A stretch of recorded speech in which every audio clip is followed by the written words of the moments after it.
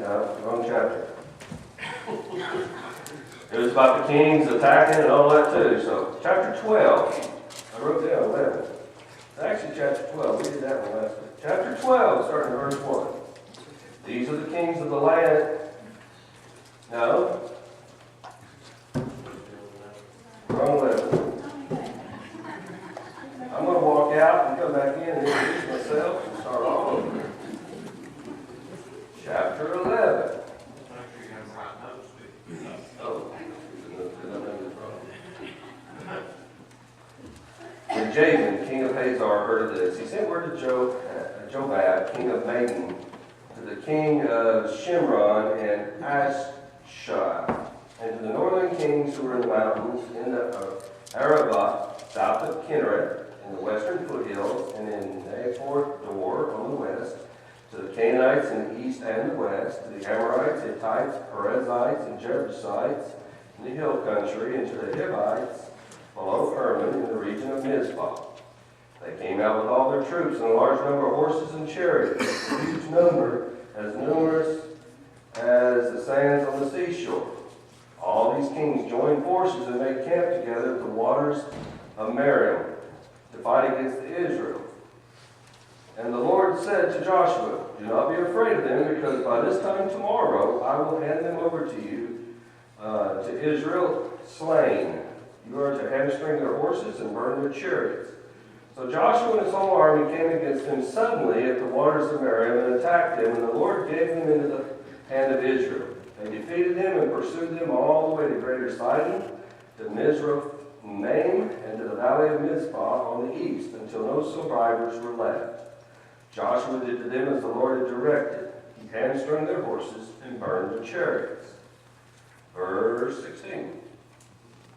So Joshua took this entire land, the hill country, all the Negev, the whole region of Goshen, the western foothills, the Arabah, the mountains of Israel with their foothills, from Mount Halak, which rises towards Seir, to Baal Gad in the valley of Lebanon, below Mount Hermon. He captured all their kings and struck them down, putting them to death. Joshua waged war against these kings for a long time. Except for the Hivites living in Gibeon, not one city made its treaty of peace with the Israelites, who took them all in battle. For it was the Lord himself who hardened their hearts to wage war against Israel, so that he might destroy them totally, exterminating them without mercy, as the Lord had commanded Moses. At that time Joshua went and destroyed the Anakites from all the hill country, from Hebron, Debir, Anab, and all the hill country of Judah, from all the hill country of Israel. Joshua totally destroyed them and their towns. No Anakites were left in Israel's territory, but only in Gaza, Gad, and Ashdod did any survive. So Joshua took the entire land, just as the Lord had directed Moses, and gave it as an inheritance to Israel according to their tribal divisions. Then the land had rest from war. Lord, we thank you for the day and the opportunity to study your word. Guide us, help us to apply it in our lives. In your Son's name.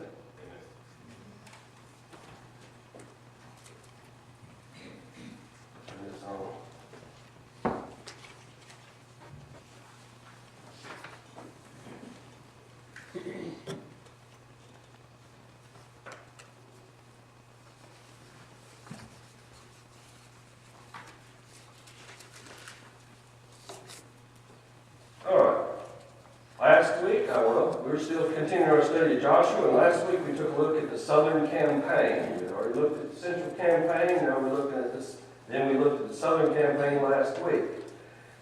We saw how the king of Jerusalem decided that Gibeon was a traitor. And because they were a traitor, they decided to gather together 4 other kings and their armies and came up against Gibeon in order to destroy him.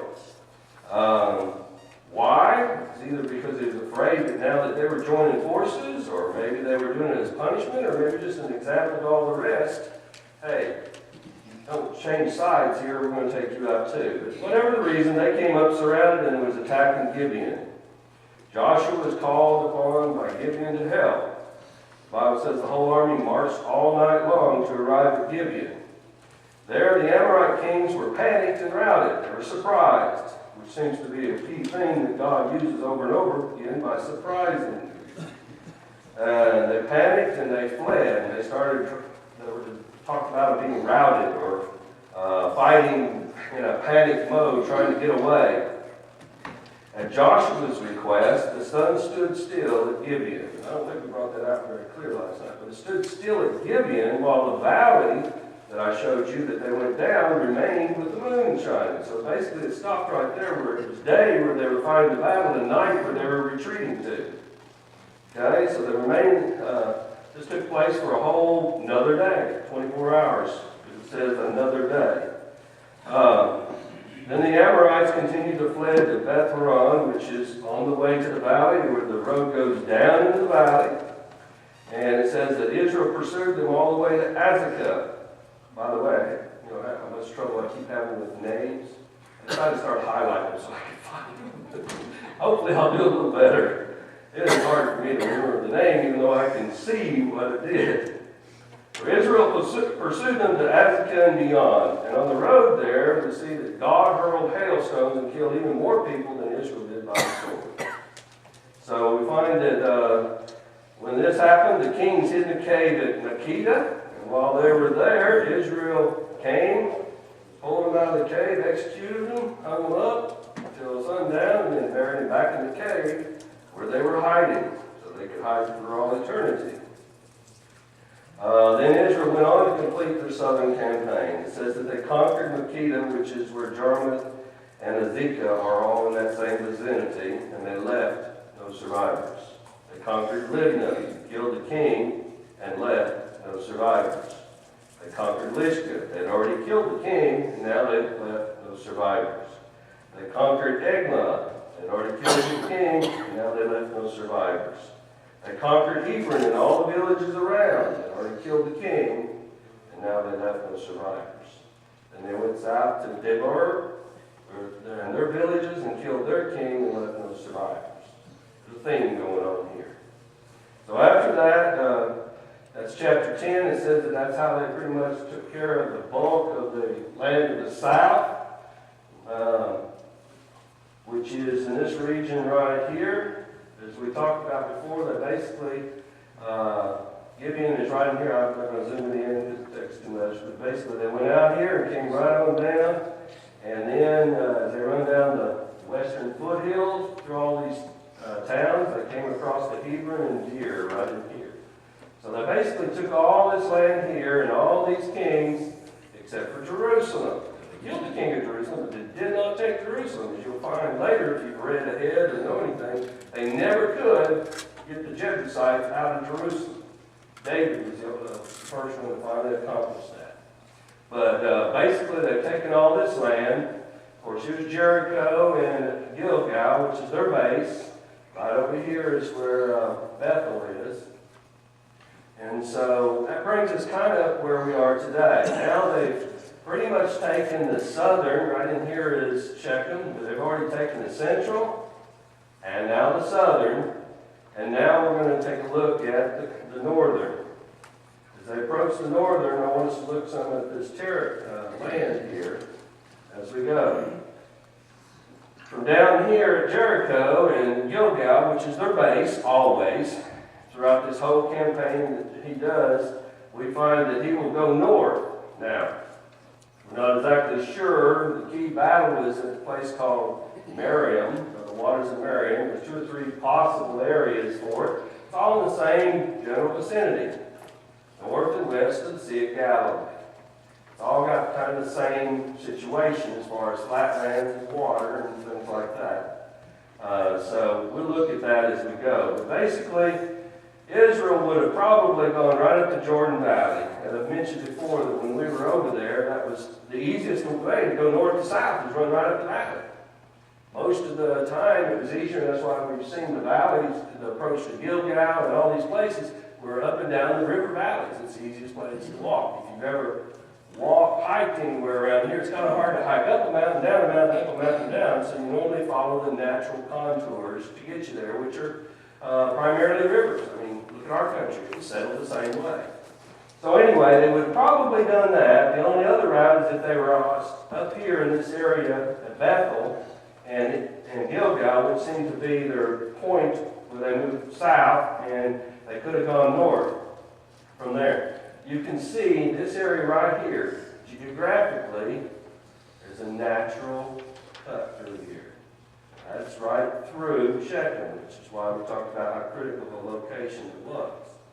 And so they could have gone that way up to there, or they could have come on up the Jordan Valley, or the Arabah, we'll call it that. As they did, we see, and I've tried to get a little better by positioning all this up so you can see it instead of 14 different screens. You'll see some of the places that we're dealing with here. First of all, here's Hazor. It's pretty well known. That's still Hazor today, and it's pretty well known that that's the place that Hazor is. It has at least 3 different destructions and burnings, of which 1 or 2 of them have to do with the Israelites. 1 of them has to do with Egypt. So it's fairly well there. So in order to do that, they would have come right up the valley here. And as you saw, there were several other people involved in here. First of all, it talks about the king of Madden. This here is just to the west of Tiberias and east of Nazareth. When you come from Nazareth, it's kind of hill country, and it starts coming down to kind of smooth hills and stuff that kind of roll into the Sea of Galilee. This is fairly easy to traverse here or to run right along the coast. Madden, king of Shimron, which would have been right over here, which is just north of the valley of Jezreel and everything. We talked about that, and we'll see it in Judges later on this year. From this area here, the king of Ashba, which is from right here just north of Mount Carmel. This is Mount Carmel here, located here. And then it talks about the kings, the northern kings in the mountain. Later you would see they'll retreat to Greater Sidon. Here is Sidon. Greater Sidon is this whole region right here that actually goes from there and to the north. So all of those kings in that area, from the northern mountains, all this territory up in here came, Hazor called upon to come together with him to form a coalition. Those in the Arabah, I always think of that, I always think of down in Saudi Arabia or something. But it basically means wilderness or desert. Remember we talked about the Jordan River back sometime is really a wilderness, a desert. That's basically what he's talking about. Because he calls it from the Arabah, or the wilderness, south of Kinnerseth. Does anybody know what Kinnerseth is? Sea of Galilee. It means heart. Interestingly enough, in the town of Kinnerseth, we went there. They have a big sign. They have a big chart of the Sea of Galilee that says heart in English, because that's what it means. And so south of there, which would be all that region, all the way down through the Dead Sea, not just to it, but through it, would be considered that area there. So we find that the kings from all that area were called upon. Those in the western foothills. All right, we're talking about the western foothills. We've already discussed how the hills run basically this way. The western foothills would come all the way down through here. Actually, from Mount Carmel down through here, including a place called Naphtha Dor. Naphtha Dor is just north of Caesarea, which is there today, and even the ruins, and south of Mount Carmel, which is Hawkins today. And it's basically a place on the seashore where the fortified city was. They also called for all the Hivites below Hermon in the region of Mizpah. Here's Mount Hermon. Here's the region we're talking about right over here. So we're talking about all these over here were gathered together. And any remaining Amorites, etc., Canaanites, that go through the whole list of folks that are in the hill country to the south, which is all this land that they've already dominated. So basically, who's he calling together? Everybody. He says the Israelites are here. They've already taken out some major players to the south. It's time for everybody to band together, and King Hazor was the leader in this. And he gathered everybody together, and basically what would be one great battle or series of battles with the goal of trying to exterminate, get rid of Israel, because if they didn't do it now, there wouldn't be a chance. And So he brings everybody together to do this. All right? So now we find that he brings all of them together, and he brings them together and he gathers them together at a place called Merrim. Now, I mentioned there's several different places that people think the waters of Merrim is. The most common place is this fertile valley right here. I'm going to show you some pictures in a second. But basically, this fertile valley here. The idea being that the Israelites came up through here, through this easy-to-traverse land.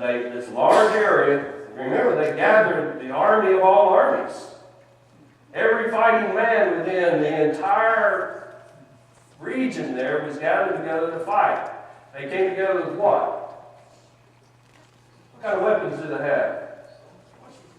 Horses and chariots. Horses and chariots. That's advanced warfare. It's kind of like being a nuclear country and taking on somebody that doesn't have one. They had a superior advantage in warfare. As a matter of fact, it was the beginning of what archaeologists call the Iron Age, where they were able to do that at the end of the Bronze Age, basically. And Israel fought how? Somebody said sword. They fought on foot with a sword. The land that they've taken is located in the flatlands or the mountains? Mountains. Which one's more effective? Sword. The sword. It's kind of like the Revolutionary War. Remember the Revolutionary War? How did we fight like? Sneaky. We fought out in the woods like the Indians. We learned a lesson from them. Whereas the British came down the middle of the valley and then it went from there. That's pretty brave tactics too. Target practice. But anyway, the idea being that Israel's fights have pretty much been in the mountains. They were all hand-to-hand combat, and they hadn't dealt with this before. And so we had this massive army that would have had to put together with horses, chariots, and then, of course, foot soldiers or whatever. This valley here is very fertile, flat, and marshy in wet season. Not so much in not wet season. It has lakes and creeks and everything in it. Another area some people refer to is right here, just off of the Sea of Galilee. It's mostly rugged terrain, though, so it's not really a good location by most people's estimation for a lot of chariots and everything. The other place is a place over here by Mount Meron, which has a name that's very similar, so people think that's where it is. There's a lake and everything right here. This area right here at the foot of these foothills is a place that is a place that's flat plain with waters and things like that that could actually probably sustain a battle like that. So it's one of these three places. Bible says after they had the battle there, they chased them all the way to where? Remember? All right, they all joined forces, all the troops, and a large number of horses and chariots. God told Joshua not to fear. Why would he have to tell him that? This massive army. He's going up there with a sword in his hand, and he's got to go after these folks with horses and chariots and this massive army. God tells him don't fear. He's going to give him the battle within how long? This time tomorrow. That's amazing. He's going to defeat this massive army in 24 hours. Talking about faith, Joshua says, okay. And he goes on and takes them on. All right, so it says that he said, no. So Joshua came and attacked them suddenly. Once again, surprise, sudden, panic came upon them, and God gave them over. All the people fled, and they retreated. The Bible describes 3 different places. As you look, here's the foothills. You come down, I'm going to use this as an example, but it's basically comes to the same different thing. So you got this big valley here, and they're racing down through the valley. Israel's come from the south, so they all go north. You don't go west, because look what's to the west.